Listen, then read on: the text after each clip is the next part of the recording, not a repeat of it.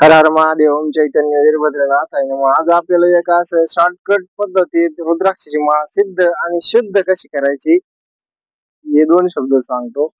एक रुद्राक्षाची माळ घ्यायची आपल्याला, ज्यावेळेस गळ्यामध्ये धारण करायची त्यावेळेस अशी एक रुद्राक्षाची माळ घ्यायची आणि बेलाचे पानं घ्यायचे. एक महादेव मंदिर शोधायचंय, म्हणजे पिंड, महादेवाची पिंड असेल तिथं बेलाचे पानं आणि पंचमृत घेऊन जायचंय. दूध, दही, तूप, मध आणि साखर आणि हे घेऊन महादेवाच्या मंदिरात पोचायचंय आणि सोमवारच्या दिवशी किंवा अमावस्याच्या दिवशी सिद्ध आणि शुद्ध करता येते. म्हणजे प्रत्येकाच्या वेगळ्या वेगळ्या पद्धती असतात, पण ही एक पद्धत सांगतो एकदम साध्या आणि सोप्या पद्धतीत.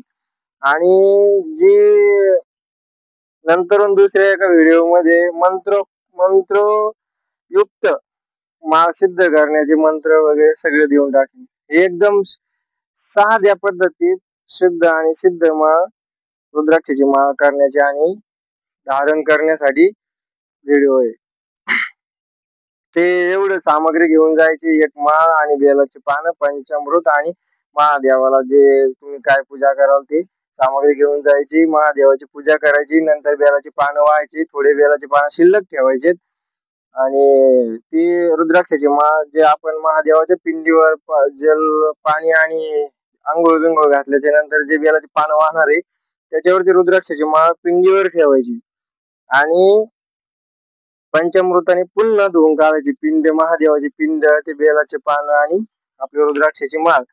आणि त्याच्यानंतर पुन्हा ते उरलेले बेलाचे पानं शिल्लक ठेवलेले आहेत ते बेलाचे पानं त्या पिंडीवर ठेवायचे आणि एक 10-5 मिनिटं, कमीत कमी 10 ते 15 मिनिटं कम से कम ओम नमः शिवाय जाप करायचा आहे.